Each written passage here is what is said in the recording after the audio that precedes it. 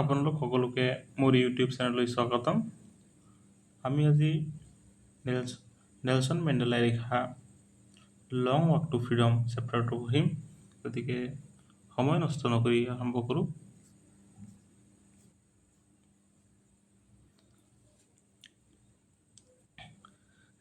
10th May dawn bright and clear. ইয়াত 10th May তাৰিখৰ কথা কৈছে, 10 মে তাৰিখে ডাউন ব্ৰাইট এণ্ড ক্লিয়াৰ। ইয়াত ডন শব্দটোৱে ৰাতিপুৱাৰ যিটো প্ৰথম ৰশ্মিটো তাকে বুজাইছে। ব্ৰাইট এণ্ড ক্লিয়াৰ কেনেকুৱা আছিলে? উজ্জ্বল আৰু চাফা। ৰাতিপুৱাৰ প্ৰথম ৰশ্মিটো বহুত উজ্জ্বল আৰু ক্লিয়াৰ আছিলে। For the past few days, I had been pleasantly besieged by dignitaries and world leaders who were coming to pay their respect before the inauguration. ইয়াত ইনগ্ৰেশ্যন এটাৰ কথা কৈ আছে। ইনগ্ৰেশ্যন মানে ইয়াত কিবা এটা আধাৰশিলা স্থাপন হ'ব। আপোনালোকে চেপ্টাৰটো পঢ়িলে গম পাই যাব কিহৰ আধাৰশিলা স্থাপন হ'ব গৈ আছে। গতিকে লেখকে কি কৈছে? লেখকে কৈছে যে লেখকে চাৰাউণ্ড হৈ আছে কিহৰ দ্বাৰা? ডিগনিটৰিছৰ দ্বাৰা। For the past few days, I had been pleasantly besieged by the dignitaries who were For the past few days, I had been pleasantly besieged by dignitaries and world leaders who were coming to pay their respect before the inauguration. কৈছে বিশেষ শব্দৰ অৰ্থ হ'ল যে চাৰণ হৈ থকা। লেখকে মানে চাৰিওফালে মানে চাৰণ হৈছে কিহৰ দ্বাৰা? ডিগনিটাৰিজ মানে উচ্চ পদস্থ বিষয়াসকলৰ দ্বাৰা। এণ্ড ৱৰ্ল্ড লিডাৰ্ছ হুৱে আৰু মানে আপোনাৰ পৃথিৱীৰ খ্যাত যি নেতাসকল আছে, লিডাৰসকল আছে, এখেতসকলৰ দ্বাৰা হুৱেৰ কামিং টু সিহঁতৰ কিহৰ কাৰণে আহিছে? সিহঁতৰ ৰেচপেক্ট সন্মান যে এইটো দিবৰ কাৰণে বিফৰ দ্য ইনগ্ৰেশ্যন যিটো আধাৰশিলা স্থাপন হৈ গৈছে তাত। The inauguration would be the largest gathering ever of international leaders on South African soil. International যিবিলাক লিডাৰসকলৰ সেইসকলৰ গেডাৰিং হ'ব গৈ আছে আফ্ৰিকাৰ মাটিত, এইটো কি হ'ব? লাৰ্জেষ্ট গেডাৰিং হ'ব আফ্ৰিকাৰ মাটিত। The ceremonies took place in the lovely sandstone amphitheatre formed by the Union Buildings in Pretoria. এইটো সেই চেৰিমনিটো যে হ'ব গৈ আছে, ক'ত হ'ব গৈ আছে? লাভলি ষ্টোন নামৰ এটা জেগাত, য'ত এম্ফিথিয়েটাৰ এটা ফৰ্ম হৈছে কিহৰ দ্বাৰা? বিল্ডিং ইন প্ৰিটৰিয়াত থকা বিল্ডিঙৰ দ্বাৰা। আৰু এম্ফিথিয়েটাৰ শব্দটো কি বুজাইছে? যে এটা আপোনাৰ বিল্ডিঙৰ নিচিনা আৰু ওপৰত মানে কি ছাদ নাই আৰু তাত নেকি শাৰী শাৰীয়ে চিট আছে। একে এম্ফিথিয়েটাৰ বুলি কৈছে। ছাইডত লিখা আছে, আপোনালোকে পঢ়িলে গম পাই যাব।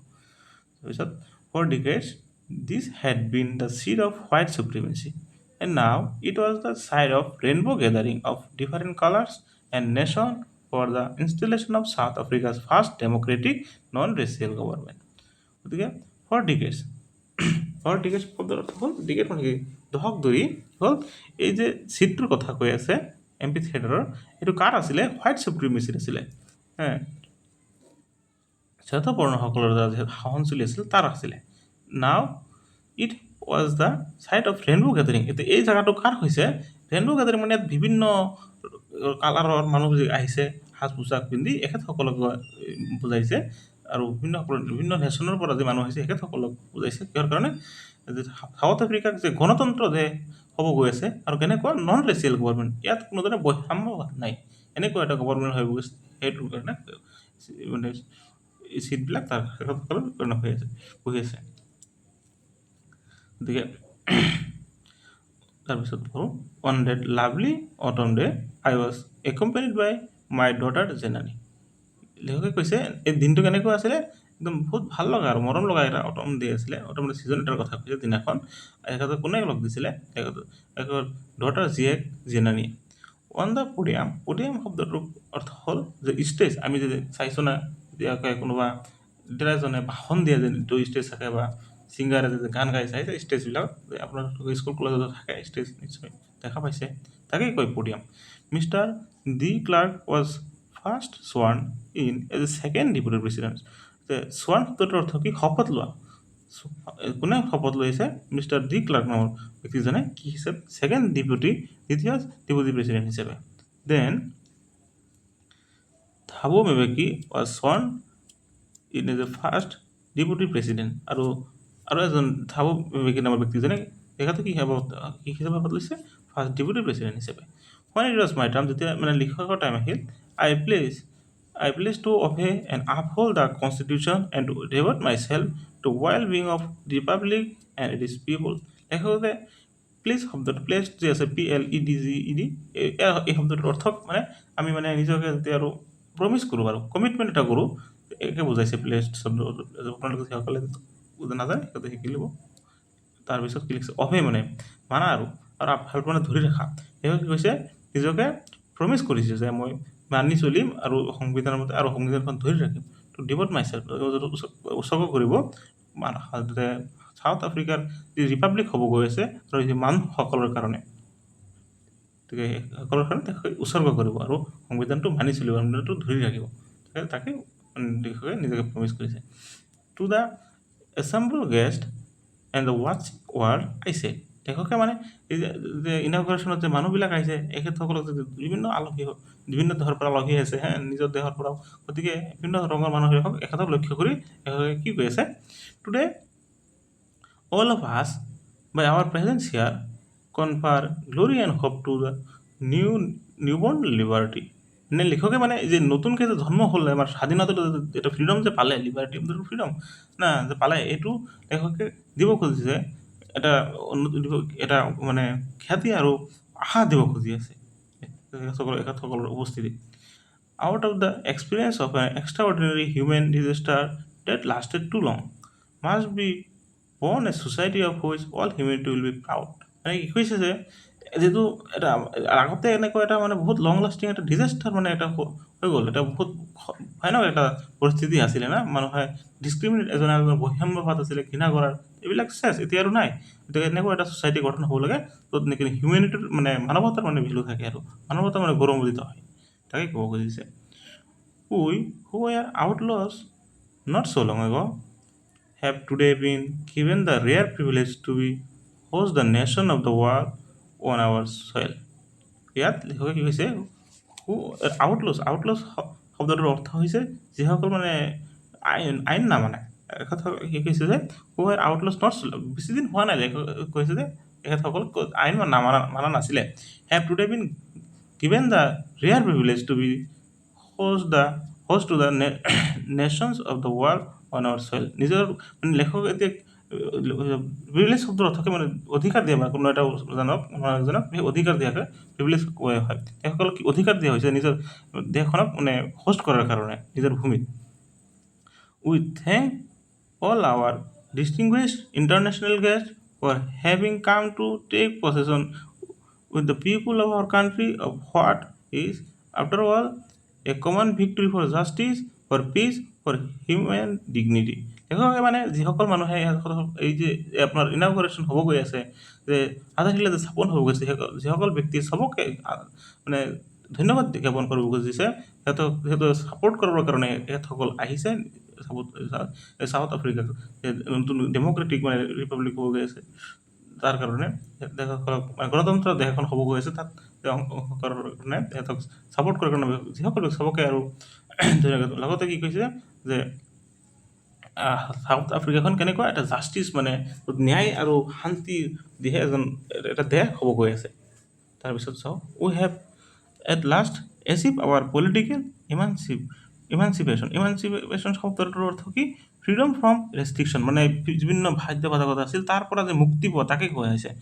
লেখকে কি কৈছে যে মানে ৰাজনৈতিক এটা মানে ফ্ৰীডম মানে মুক্তি মানে পাইছে আৰু বিভিন্ন বাধ্যবাধকতাৰ পৰা দেশখন মুক্তি পাইছে। তাৰপিছত we pledge our self to liberate all our people from continuing bondage of poverty, deprivation, suffering, gender and other discrimination. লেখকে উই প্লেজ আৱাৰ চেল্ফ মানে আমি নিজৰ মাজত কি প্ৰতিজ্ঞা কৰিব কৈছে যে টু লিবাৰেট অল আৱাৰ পিপুল, চববিলাক মানুহকে মানে আৰু আজাদী কৰিব লাগে, মুক্তি কৰিব লাগে। ক'ৰ পৰা, এই কণ্টিনিউ মানে যি লাগাতাৰ যে আমাৰ এটা মানুহক পভাৰ্টিৰ বন্ডেজ, এটা মানে দৰিদ্ৰতাৰ এটা যে ভাণ্ডাৰৰ ভিতৰত যে পৰি আছে, আৰু বহুতে মানে ডিপ্ৰিভেশ্যন, যিমানখিনি প্ৰাপ্য বস্তুত বঞ্চিত হৈ আছে আৰু দুখ মানে কষ্ট সহ্য কৰি আছে আৰু বৈষম্যভাৱ চলি আছে, তাৰ পৰা আৰু আজাদী হ'ব লাগে আৰু কোৱা মতে।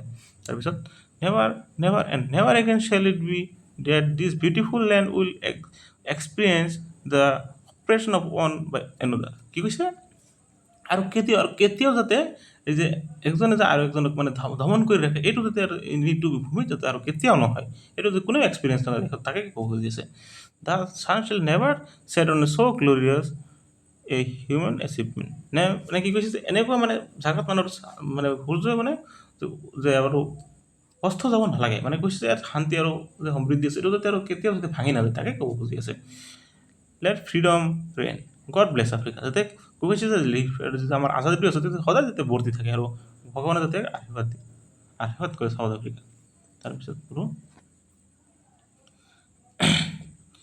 এ ফিউ চৰি ঠিক আছে a few moments later we all lifted our eyes in a as a spectacular array of South African jets, helicopters, and troop carriers roared in perfect formation over the Union buildings. এখন কি কৈছে অলপ সময় পিছত কি হ'ল যেতিয়া নেকি চকুটো অলপ ওপৰৰ ফালে চাইছে চাই কি চাইছে এটা মানে খুবেই মোক মানে অদ্ভুত দৃশ্য এটা আৰু মন মুগ্ধ কৰিব পৰা য'ত চাউথ আফ্ৰিকাৰ বিভিন্ন হেলিকপ্টাৰ কৈছে জেটৰ কথা কৈছে ট্ৰুপ কেৰিয়াৰৰ কথা কৈছে এইবিলাকে মানে ৰ'দ মানে ধূপ মানে এটা ডাঙৰ শব্দ কৰি ওপৰৰ ফালে মানে গৈ আছে ইণ্ডিয়ান বিল্ডিঙৰ ওপৰ ফালে it was not only the display of pin point precision and military force but a demonstration of military loyalty to the democracy ইয়াত কি কৈছে যে এইটো যে ডেমনষ্ট্ৰেট কৰি আছে ডেমনষ্ট্ৰেট মানে প্ৰদৰ্শন যে চলি আছে এইটো it was not only the display of pin point precision এইটো মানে পিন পইণ্ট প্ৰিচিজন মানে খুবেই মানে এই যেতিয়া কোনো এটা বস্তু মানে খুব দক্ষতাৰে মানে ক'তো মানে ভুল ভ্ৰান্তি নোহোৱাকৈ যিবিলাক প্ৰদৰ্শন কৰা হয় তাৰ কথাই কৈ আছে কোনো ভুল চুল হোৱা নাই খুবেই দক্ষতাৰে প্ৰদৰ্শন কৰি দি আছে মিলিটাৰীসকলে গতিকে এইটো যে প্ৰদৰ্শন কৰিছে এইটো হ'ল জাষ্ট সিহঁতৰ মানে লয়েলিটি শব্দৰ অৰ্থ হৈছে মানে বিশ্বাসৰ অনুগত্যই যে দৰ্শাইছে তেনেকুৱা নহয় It was not only a display of pinpoint precision and military force, but a demonstration of military loyalty to the দেখাতে কৈছে যে এইটো যাতে অনলি যে পিনপইণ্ট প্ৰিচিজনেই মাত্ৰ নহয় মিলিটাৰীৰ কাৰণে এইটো হৈছে তেওঁ কিহৰ যে মিলিটাৰীসকলৰ যে নিজৰ অনুগত্য যিটো আছে নিজৰ গণতন্ত্ৰৰ প্ৰতি তাকে ক'ব খুজি আছে এইটো নিউ নতুনকৈ গঠন হোৱা চৰকাৰৰ প্ৰতি that had been freely and fairly elected যিটো মানে আৰু মুক্তভাৱে আৰু কোনো মানে তাত গণ্ডগোল নোহোৱাকৈ আৰু দুৰ্নীতি নোহোৱাকৈ যি ইলেক্টেড হৈছে তাকে ক'ব খুজি আছে অনলি moments বিফৰ অলপ সময়ৰ আগতে the high generals of South African defence force and police their chest bedecked with the ribbons and medals from days gone by celebrate me and place their loyalty মানে কি কৈছে ইয়াৰ অলপ সময়ৰ আগতে যিসকল মানে উচ্চপদস্থ বিষয়া আৰু আফ্ৰিকাৰ মানে পুলিচসকল আছে আৰু লগতে আৰু অন্যান্য বিষয়াসকলে যে বুকুত যে মেডেল ওলমি আছে সেইসকলে কি কৈছে দেশকক মানে চেলুট কৰিছে আৰু তেওঁৰ যে অনুভূতি তাকে প্ৰকাশ কৰিছে I was not unmindful of the fact that not so many years before they would not have saluted but arrested me লেখক ইয়াত কৈ আছে যে লেখক মানে এই কথাটো মানে পাহৰিব পৰা নাই যে অলপ কেইদিন আগতে কি কৰিলে সিহঁতে তাকে এৰেষ্ট মানে চেলুটটো কৰা নাছিলে লগত কি কৰিছিলে লেখক এৰেষ্টটো কৰিছিলে কিন্তু আজি সিহঁতে চেলুট কৰি আছিলে লেখকক আগতে কিন্তু এৰেষ্ট কৰিছিলে finally chevron of Impala jets left a smoke trail of the black, red, green, blue, and gold of New South African flag. কি হৈছে অলপ অৱশেষত এটা চেভৰন অফ ইম্পালা এটা জেটৰ কথা কৈছে এইটো মানে ধুৱাই এৰি থৈ গ'ল পিছফালেদি বগা ৰঙা আৰু সেউজীয়া এনেকুৱা ব্লু আৰু গ'ল্ড এইবিলাক ৰঙৰ আৰু যিটো মানে চাউথ আফ্ৰিকাৰ মানে যিটো পতাকা আছে তাৰ সৈতে মিলি থকা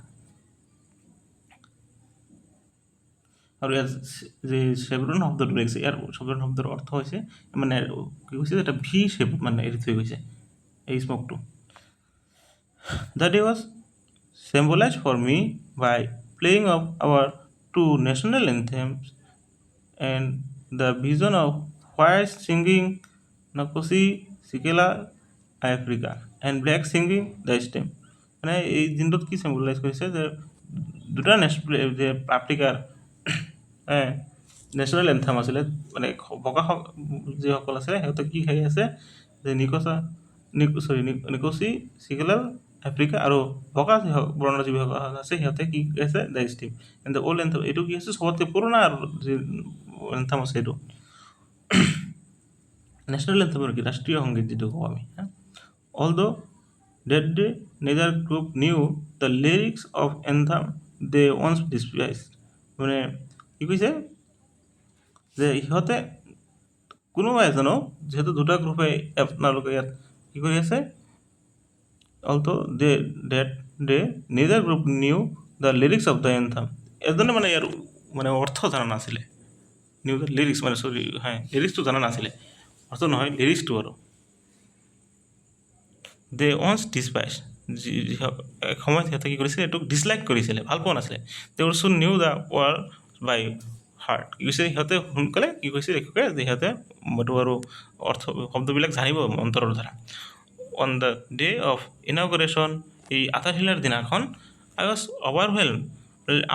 অভাৰৱেল শব্দৰ অৰ্থ হৈছে খুবেই আনন্দিত হোৱা আই ৱাজ অভাৰৱেল with the sense of history history দিশত খুবেই আনন্দিত হৈছিল in the first decade of the 20th century মানে 20 শতকৰ প্ৰথম দশকত আৰু a few years after the bitter Anglo Boer war and before my own birth অলপ কি কোনটো সময়ৰ কথা কৈছে যে যিটো বহুত যিহেতু মানে খুবেই মানে তিতা বৰ্ণ কৈছে আৰু বুলি মানে খুব মানে ভাল নোপোৱা আৰু যুদ্ধ আৰু কিয় ভালটো নহয় না খুবেই ক্ষতিকৰ এংলো বড়োৱাৰ কথা কৈছে তাৰ অলপ কেইদিন পিছত আৰু লেখকৰ মানে জন্ম হোৱাৰ আগৰ কথা কৈ আছে the white skin people of South African patch up their differences and erected a system of racial domination against the dark skin people of their own land কি কৈছে দ্য হোৱাইট স্কিন পিপুলছ মানে যে বগা বৰণৰ যিবিলাক মানুহ আছে south আফ্ৰিকাৰ সিহঁতে মানে এটা ছিষ্টেম মানে বনাই লৈছিলে নিজক কৈছে যে ৰেচিয়েল ডমিনেশ্যন মানে ৰেচিয়েল মানেতো গমেই পায়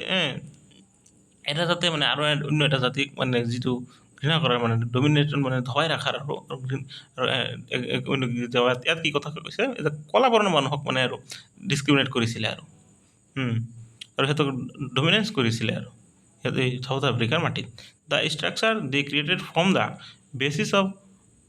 basis of one of the harshest most inhuman societies the world has ever known মানে এইটোৰ কাৰণ পৰিণতিত কি হৈছিলে এইটো এটা এনেকুৱা এটা ষ্ট্ৰাকচাৰ বনিছিলে যে ইয়াত মানে খুবেই মানে কি ক'ম কষ্টকৰ আৰু অমানৱীয় ছ'চাইটি আৰু সমাজ এটা গঠন হৈ উঠিছিলে নাও ইন দ্য লাষ্ট ডিকেড লেখকে কৈছে লাষ্ট দশকত of the 20th century 20th শতিকাৰ লাষ্ট দশকত and my own 8 decade as a man আৰু লেখকে কৈছে নিজৰ আৰু মানে জন্ম হোৱাৰ মানে পিছত আৰু 8 দশকত এজ এ মেন মানুহ হিচাপে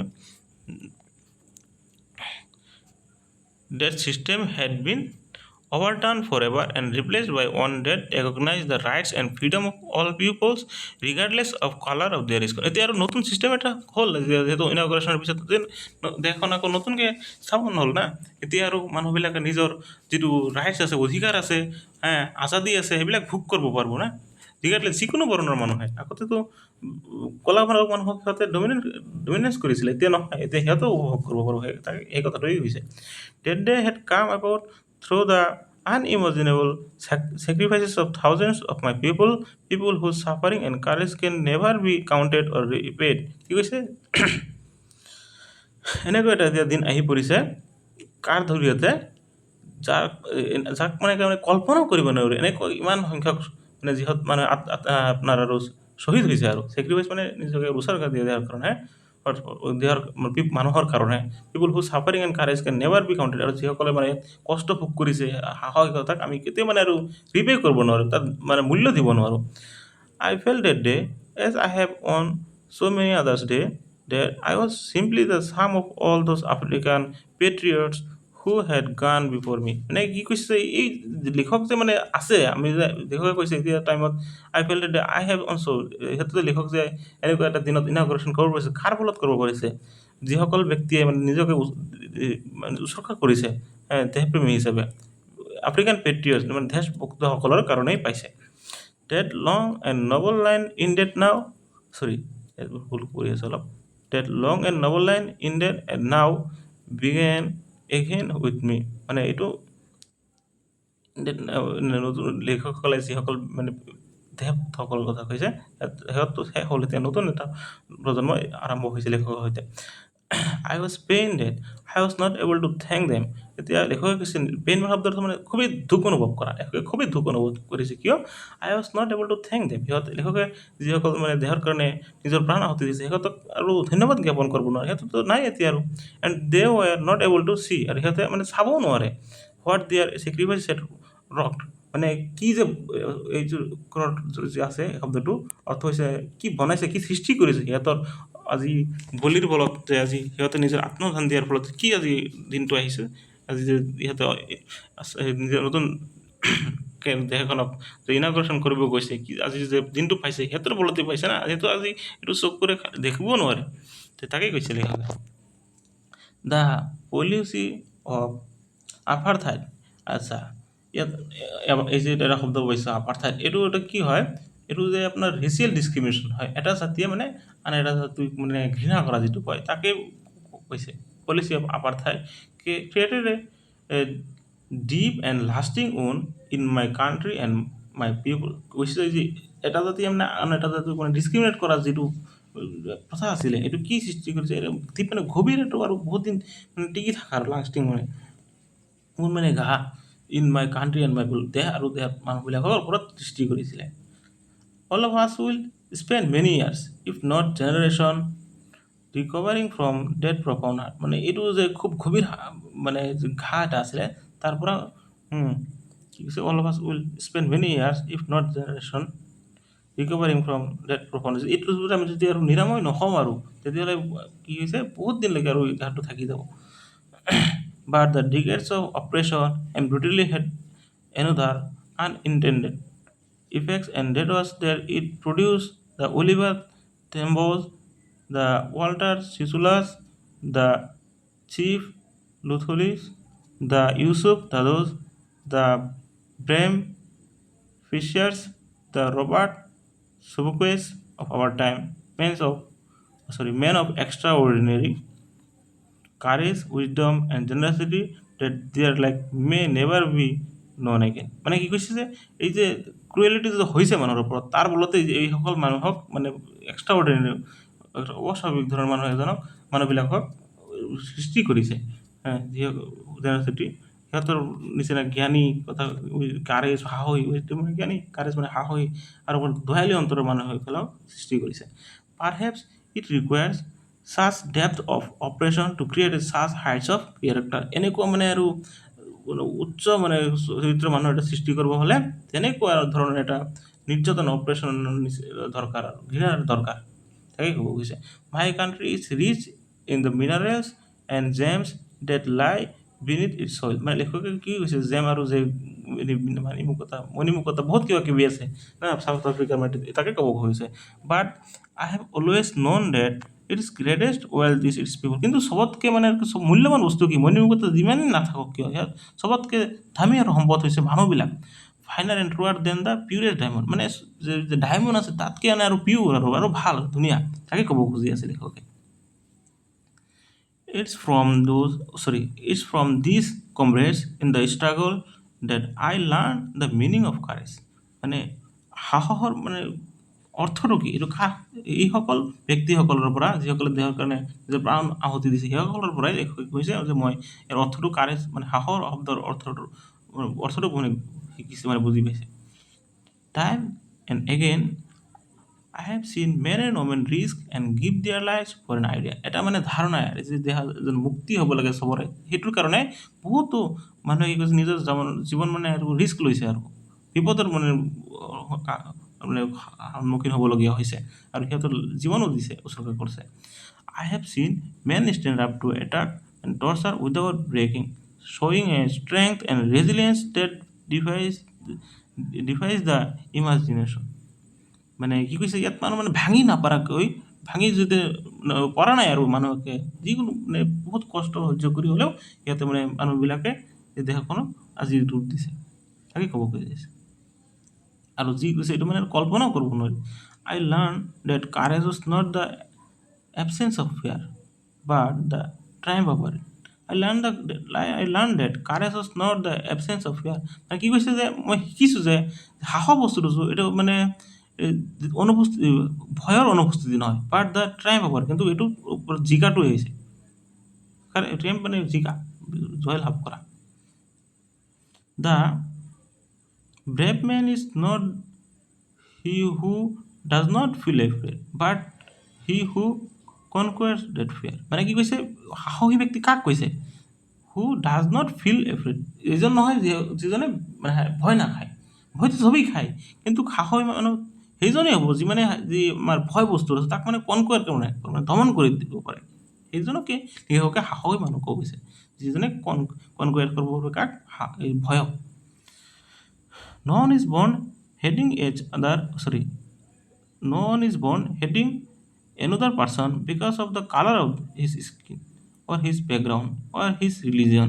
মানে কি কৈছে লেখকে কোনো মানুহে মানে জন্ম নহয় যে অন্য এজন মানুহৰ ৰং চাই বা তাৰ বেকগ্ৰাউণ্ড চাই আৰু তাৰ ৰিলিজিয়ন চাই মানে ঘৃণা কৰিব people must learn to hate নিশ্চয় সিহঁতে শিকিব লাগিব না মানুহবিলাকে and if they can learn to hate they can be taught to love যদি সিহঁতক মানে সিহঁতে যদি শিকিব পাৰে ঘৃণা কেনেকৈ কৰিব লাগে তেতিয়া সিহঁতে শিকিব পাৰে কেনেকৈ মানুহক ভালো পাব লাগে ফৰ ফৰ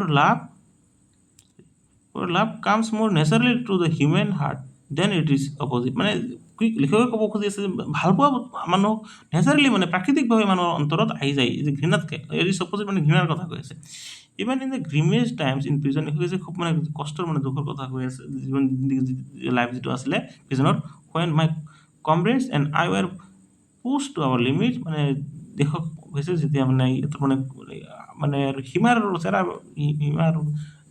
পাৰ হৈছিলে আৰু কষ্টত তেতিয়া কথা কৈ আছে I would see a glimmer of humanity in one of the guards মানে লেখকে কৈ আছে তেতিয়া মানে গাৰ্ড এজনৰ মানে I would see a glimmer of humanity মানৱতা অলপ দেখা পাইছিলে এজন গাৰ্ডৰ perhaps just for a second সম্ভৱ এক ছেকেণ্ডৰ কাৰণে হ'ব পাৰে but it was enough to reassure me and keep me going কিন্তু ইমানখিনি যথেষ্ট আছিলে লেখক মানে নিজকে নিশ্চিত আৰু আগুৱাই যোৱাৰ কাৰণে man's goodness is a flame that can be hidden but never extinguish মানে মানুহৰ যে গডনেছ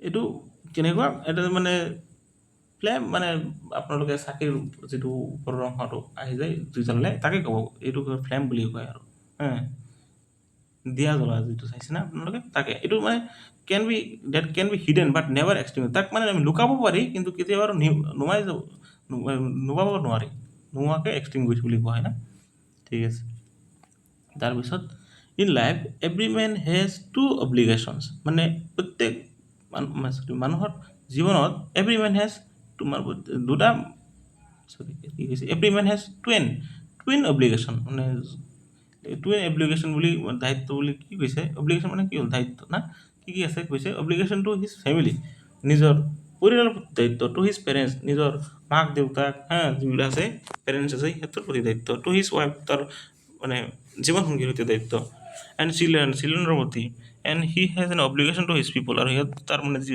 মানুহ আছে দেশখনত তাৰ প্ৰতিও দায়িত্ব আছে তাকে ক'ব খুজি আছে হিজ কমিউনিটি তাৰ জাতিৰ প্ৰতি হিজ কাণ্ট্ৰি দেশৰ প্ৰতি in a civil and humanist society, yes, man is able to fulfill those obligations according to his own inclination and abilities.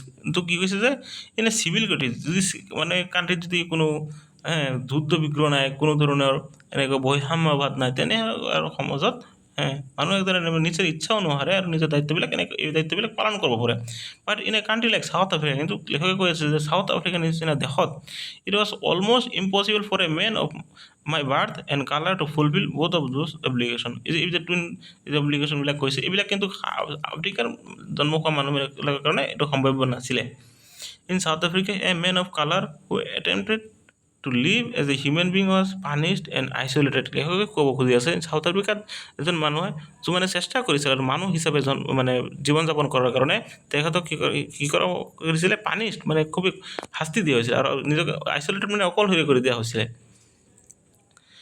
In South Africa, a man who tried to fulfill his duty to his people was inevitably ripped from his family and his home and was forced to live a life apart.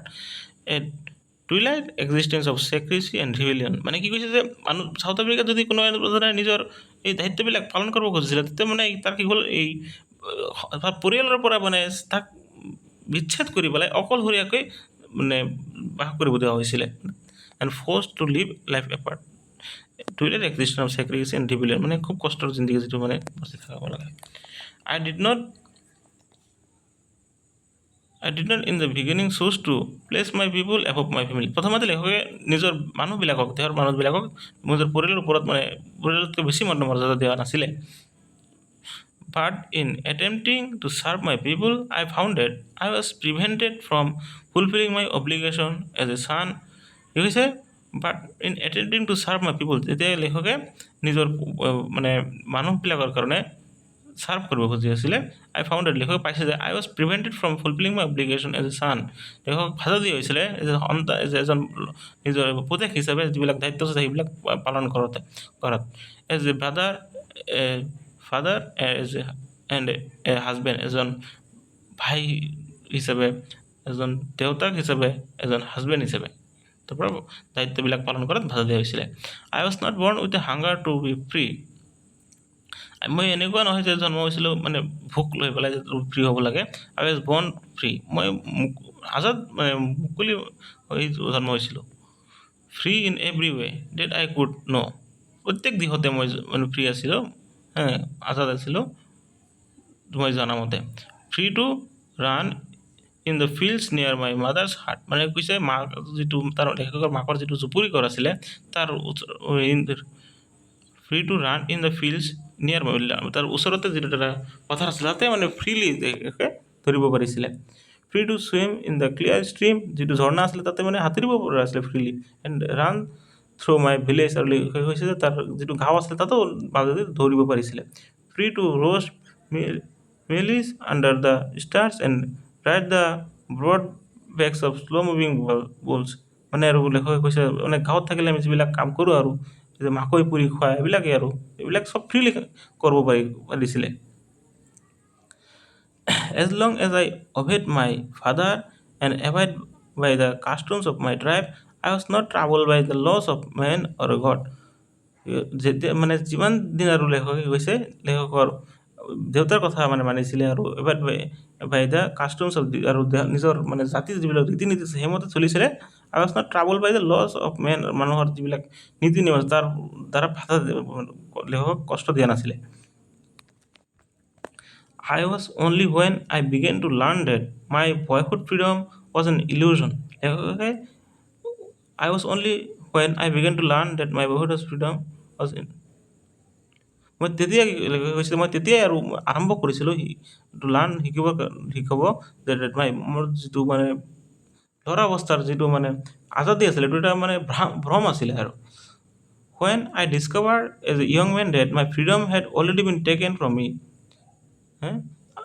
তেতিয়া লেখকে মানে এইটো discover কৰিছে যে young নতুন যুৱক মানুহ যেতিয়া হৈছে লেখকে তেতিয়া তাৰ আজাদীটো মানে আৰু লোৱা হৈছে কোনোবা এজনে লৈছে that began to hunger for food that I began to hunger তেতিয়া লেখকে মানে জুৰি পৰি লাগিছে আৰু তাৰ কাৰণে ফ্ৰীডম লাগে at first as a student I wanted freedom only for myself কি কৈছে প্ৰথম অৱস্থাত ষ্টুডেণ্ট হিচাপে লেখকে কাৰ কাৰণে অনলি নিজৰ কাৰণে আজাদী লাগে বুলি খুজিছিলে the transitory freedoms of being able to stay out at night did what I pleased and go' where I choose মানে এটা খুব কম সময়ৰ আছিলে যিটো ফ্ৰীডম মানে লেখকে খুজিছিলে যে বিং এবল টু ষ্টে বাহিৰত থকাৰ আৰু বহুত কিতাপ পঢ়া যিবিলাক ভাল পায় কিতাপ এনেকুৱা আৰু য'ত ইচ্ছা তাতে যোৱাৰ এইটো মানে কম সময়ৰ আছিলে লেটাৰ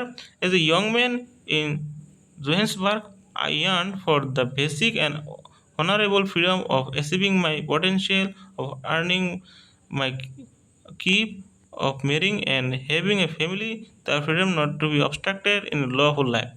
কৈছে দেখোন খুবেই ইচ্ছা আছিলে কিহৰ কাৰণে বেচিক মানে ফ্ৰীডমৰ কাৰণে কিহৰ নিজৰ মানে যি পটেঞ্চিয়েল যিটো আছে এইটো এচিভ কৰাৰ কাৰণে আৰ্নিং লিখক নিজৰ কাৰণে যি ইনকাম এটা কৰিব লাগে না আৰ্নিং এটা কৰিবৰ কাৰণে, বিয়া পাতাৰ কাৰণে, বা পৰিয়াল এটা হেভিং এ ফেমিলি, পৰিয়াল এটা যিটো ৰখাৰ লাগে তাৰ কাৰণে, আৰু এইবিলাকৰ কাৰণে ভাল হোৱা নাছিলে। তাৰপিছত but then I slowly saw that not only was I not free, but my brothers and sister were not free. কিন্তু লেখকে লাহে লাহে বাট দেন মানে বস্তুটো পৰ্যবেক্ষণ কৰিব ল'লে যে লেখকে অকলে ফ্ৰী নাছিলে, লেখকৰ যে ভাই আছিলে আৰু সিহঁতৰ ছিষ্টাৰ আছিলে, তেখেতসকলেও আজাদী নাছিলে। I saw that it was not just my freedom that was curtailed, but the freedom of everyone who looked like I did. মানে লেখকে কৈছে যে জাষ্ট নিজৰ যে মানে স্বাধীনতাত মানে বাধা হৈছিলে তেনেকুৱা নহয়। লেখকৰ মানে বহুতৰ মানে লেখকৰ নিচিনা স্বাধীনতাত এনেকুৱা ফ্ৰীডম নাছিলে আৰু নিজৰ স্বাধীনতা নাছিলে। But the freedom of everyone who look like তাৰপিছত আছিলে that is when I join the African National Congress. তেতিয়া লেখকে কি কৰিলে, আফ্ৰিকান যিটো নেশ্যনেল কংগ্ৰেছ আছিলে তাতে জইন কৰিলে। And that is when the hunger for my own freedom became the greatest hunger for the freedom of my people. মানে লেখকে নিজৰ কাৰণে যিটো হাংগাৰ মানে ইচ্ছা আছিলে ফ্ৰীডমৰ আপোনাৰ স্বাধীনতাৰ, সেইটো কি হ'ল নিজৰ দেহৰ স্বাধীনতাৰ প্ৰতি মানে চেঞ্জ হৈ গ'ল। It was this desire for the freedom of my people to live their lifes with dignity and self respect that animated my life. লেখক কৈছে এইটো ইচ্ছা যিটো মানে কিহৰ, যিটো ফ্ৰীডম পোৱাৰ, স্বাধীনতা পোৱাৰ। It was the desire for freedom of my people to live their lives with dignity and self-respect that animated my life, that transformed a frightened young man into a bold one, that drove a law-abiding attorney to become a criminal, that turned a family-loving husband into a man without a home, that forced a life-loving man to live like a monk. কি কৈছে যে ইচ্ছাটো যে আছিলে যে আমাৰ স্বাধীনতা পাব লাগে নিজৰ দেহৰ মানে নিজৰ মানুহৰ কাৰণে, এইটো কেনেকুৱা লেখক আগতে কি কৈছে যে নিজৰ চেল্ফ ৰেচপেক্ট যিবিলাক মানে কি কৈছে to live their life with dignity, সন্মান সহকাৰে জীয়াৰ কাৰণে, মানে জীয়াই থকাৰ কাৰণে যিটো লাগে আৰু মানুহৰ, তাক লেখকে মানে ট্ৰান্সফৰ্ম কৰিলে। আগতে লেখকে মানে খুব ভয়াতুৰ আছিলে, এইটো মানুহজনক মানে আৰু সাহসী মানুহ এজনক পৰিণত কৰি দিলে। এইটো ইচ্ছাই যিটো স্বাধীনতা যে লাগে তাৰ ইচ্ছাই কাৰণে ডেট ড্ৰ'ভে যিজন এটৰ্ণী, মানে আমাৰ যেনেকুৱা আৰু উকিল থাকে তেনেকুৱা এজন এটৰ্ণী বুলি কয়, হ'ব পাৰে ভুল হ'লে ক'ব, এনেকুৱা এজনক আইন মানা মানুহ এজনক কি হ'ল ক্ৰিমিনেলত চেঞ্জ কৰি দিলে। তাৰ ফেমিলি যিজন মানে হাজবেণ্ডে মানে খুব পৰিয়ালক ভাল পায় তেনেকুৱা মানে এজনক মানে হাউচলেছ কৰি দিলে। এজন মানুহ যিজনক মানে ফ'ৰ্চ টু লিভ আৰু কৈছে that force a life loving men, আৰু তেখেতক মানে একটা মংক হিচাপে, মংকটো গম পায় সংসাৰৰ পৰা চব মায়া মোহৰ পৰা মুক্তি পোৱা মানুহ থাকে হৈ থাকে না, তেনেকুৱা এজন মানুহক মংকৰ মানুহ এজনক পৰিণত কৰাই দিলে এই স্বাধীনতাৰ ইচ্ছাই। I have no more virtuous or self-sacrificing than the next man, but I found that I could not even enjoy the poor and limited freedom I was allowed when I knew my people were not free. মানে ইয়াত এটা শব্দ, কেইটামান শব্দ পাইছে তেনেকুৱা ভাৰ্চুৱাছ, আৰু এটা কি আছে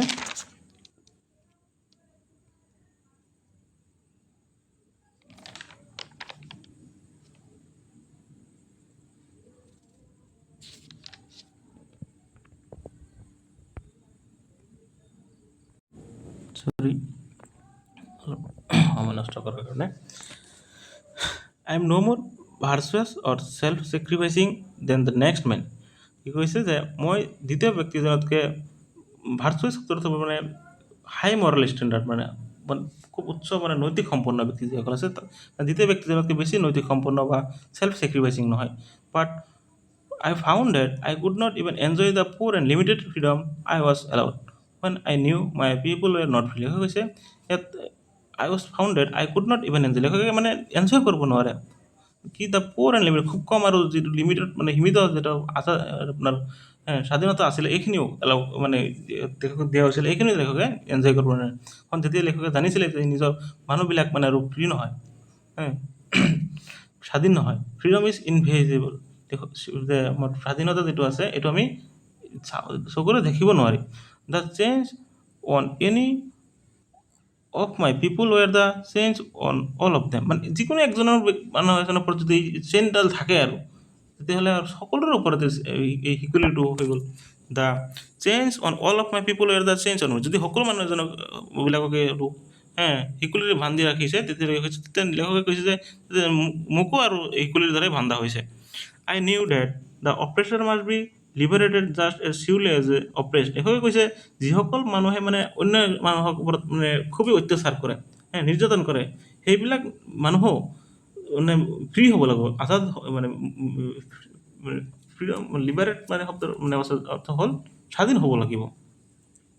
কাৰণ তাৰপিছত কি কৈছে a man who takes away another man's freedom is a prisoner of hatred. He is locked behind the bars of prejudice and narrow mindedness. বিষয়ে কৈছে a man who takes away another man's freedom, এজন ব্যক্তি যিজনে অন্য মানুহ এজনৰ স্বাধীনতা মানে কাঢ়ি লয়, ইজ এ প্ৰিজন, সিও এজন মানে জেলত মানে বন্ধ হোৱাৰ নিচিনা আৰু। He is locked behind the bars of prejudice narrow mindedness. Prejudice শব্দৰ অৰ্থ হৈছে মানে পক্ষপাত থকা মানুহবিলাক মানুহ আছে, এই মানে আৰু পক্ষপাত আৰু সংকীৰ্ণ মানসিকতাত মানে বন্ধ হৈ আছে আৰু কৈছে I am not truly free if I am taking away someone else freedom. যদি মই সম্পূৰ্ণৰূপে আজাদী নহয় মানে ফ্ৰী নহওঁ আৰু যদি মই অন্য এজনৰ মানুহৰ মানে স্বাধীনতা যদি কাঢ়ি লওঁ আৰু তেতিয়াহ'লে ময়ো মানে কেতিয়াও মানে স্বাধীন হ'ব নোৱাৰোঁ। Just as surely as I am not free when my freedom is taken from me. কি কৈছে যে মই অন্য এজনৰ মানুহক যদি তাৰ স্বাধীনতা মানে কাঢ়ি লওঁ তেতিয়াহ'লে ময়ো কিন্তু আজাদ নহয়।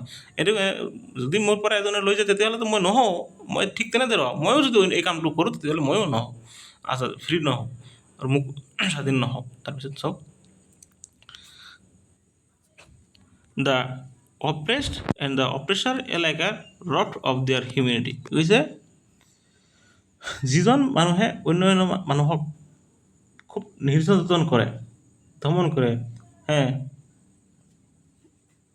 মানে বিভাজন কৰে,